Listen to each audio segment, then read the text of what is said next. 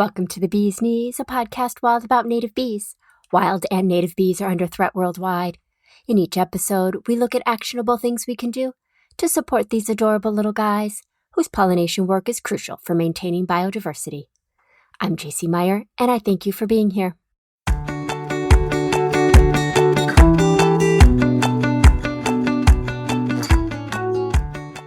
We know bees and butterflies sip nectar as their primary food source. But what if that nectar contains something unexpected, like arsenic and lead and other trace metals? Today we're speaking with Dr. Sarah Scott, whose recent study found pollinators foraging in urban landscapes might be ingesting harmful metals through the very nectar they rely on for survival. But how does this happen? What does it mean for pollinators, and potentially even for us? So what initially inspired you to investigate trace metals in nectar? So I studied the effect of trace metals on bumblebee health and behavior for my PhD. And while I was digging through the literature, just kind of seeing what was out there, it was really surprising that even though people have been looking at honeybees as bioindicators of metal pollution since the 80s, there really wasn't that much work kind of really pinning down where they were coming in contact with the metals. And so from that, I really kind of wanted to take a look at kind of what these sources would be in the environment. And it made sense to start with their food sources, so nectar and pollen. I wanted to look at plant species specifically that were blooming in vacant lot systems. So I did my PhD in an urban ecology lab that focused in the city of Cleveland, and looking at the species that just voluntarily grew in those places and kind of what they offered for the bees. So you mentioned the landscape that you studied. Can you tell us a little bit more about what was growing there or not growing there, and then the metals that you found? Yeah, so most of this research took place in Cleveland, Ohio, which is a post-industrial city in the United States of America. And it has a really large history of manufacturing and steel production, which has led to, unfortunately, a lot of contamination within the city. But then, in addition to that, the decline of those industries have also led to an abundance of vacant lots and vacant buildings.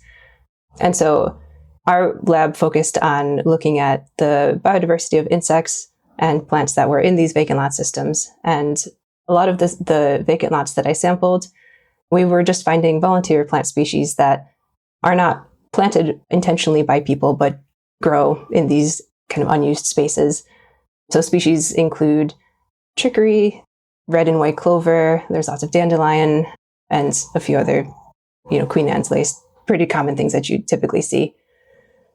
And so I was looking at metals that are pretty common in urban and industrial areas, so arsenic, cadmium, chromium, and lead. A lot of the soils are contaminated with pretty high concentrations of lead, which is, what you typically hear of when you think of metal contamination in cities. Now, you also found that different plants had different amounts of metals. Do you have any ideas about why do you think causes these differences? Yeah, so metal uptake is quite complicated. It varies based on the plant species, but also the metal species.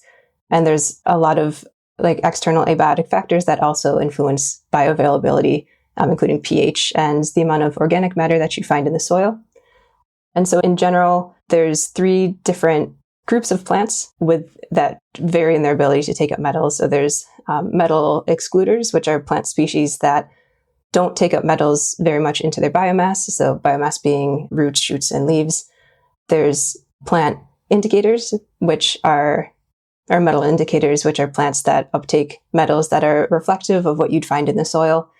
And then there's plant hyperaccumulators that are metal hyperaccumulators that take up metals from the soil and concentrate them at levels that are 100 to 1,000-fold higher than plant species that don't take up those metals. And so there's a lot of research on these different plants, and it's believed that they've evolved these really efficient mechanisms to taking up metals to take up essential metals, but then a lot of the times these trace metals that are non-essential are also taken up at the same time. There's also ideas that these plants will use these metals as a form of defense against herbivory animals that are trying to eat that.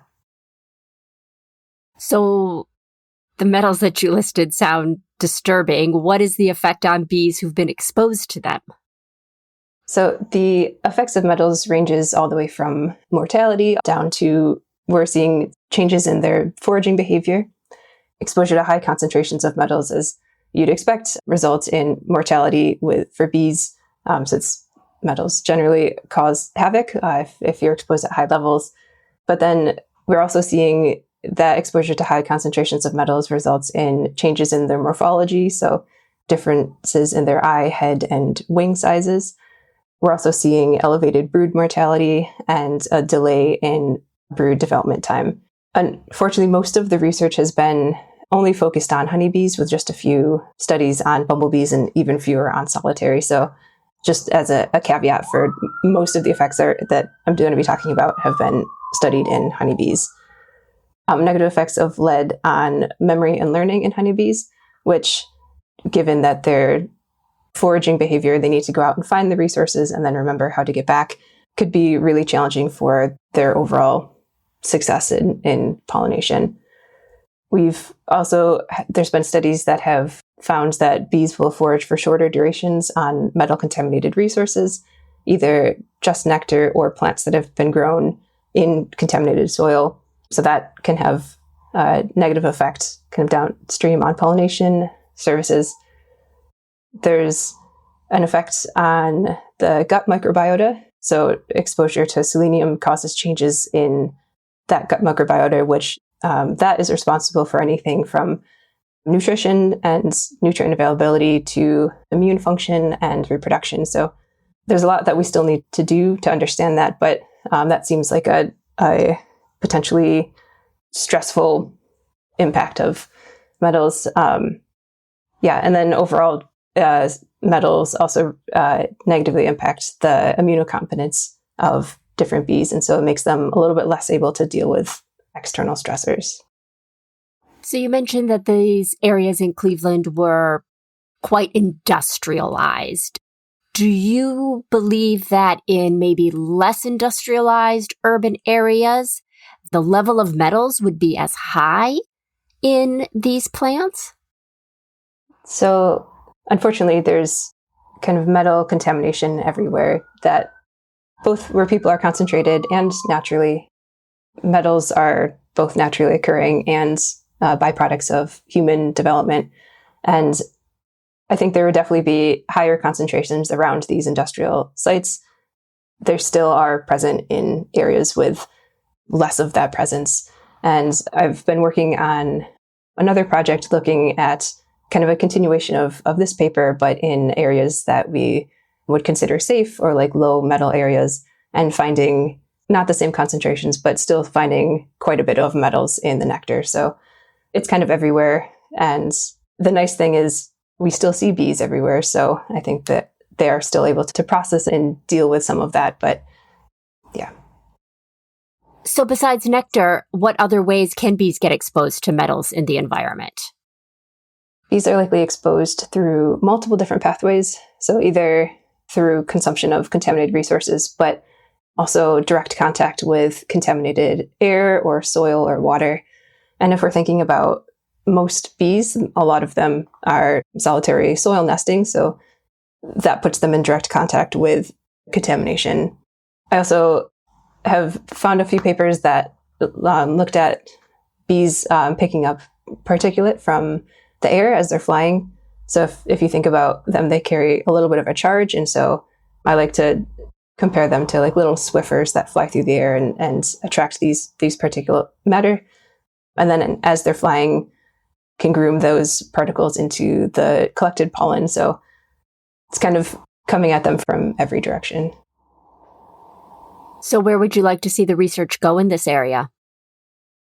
So there's still a lot that we don't know about the effect of metals on bees in general. And as I kind of highlighted earlier, most of the work right now is with honeybees. And so I'd love to see more work focusing on the effect of these metals on solitary species, how these soil nesting species are, if they're more able to detoxify and process these metals. Yeah, and more focus on sublethal effects. So these behavioral observations that we're seeing because I think there could be a lot of challenges for their foraging efficiency and pollination. So yeah, just more work on solitaries. If you could encourage people to do just one thing to support native bees, what would it be? The main message that I want to make sure is really clear with this is I don't want to be discouraging people from planting flowers. So while we are seeing metals that are at concentrations that could start to have sublethal effects with bees, it is more important to have resources for bees in general. So they're more able to tolerate a little bit of metal exposure than no food resources at all. And so I really wanted to be clear with this study that this is just trying to raise awareness of people being more aware of the health of the land and the health of the soil before necessarily attracting pollinators into that area. And there's little changes that people can do.